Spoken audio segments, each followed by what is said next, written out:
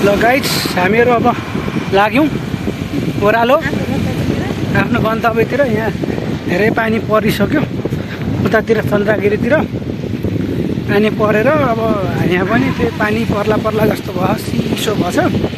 त्यही भएर हामी पनि अब तलतिर ओह्रालो लाग्यौँ।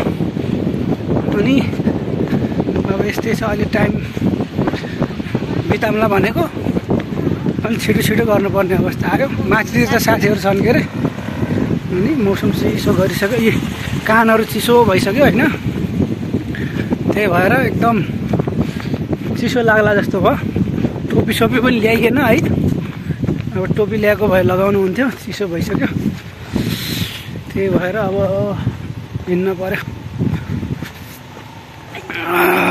यस्तो पुसमाको जस्तो मौसम छ है। गाह्रो छ, गाह्रो। मान्छेहरू आउने जाने क्रम जारी छ।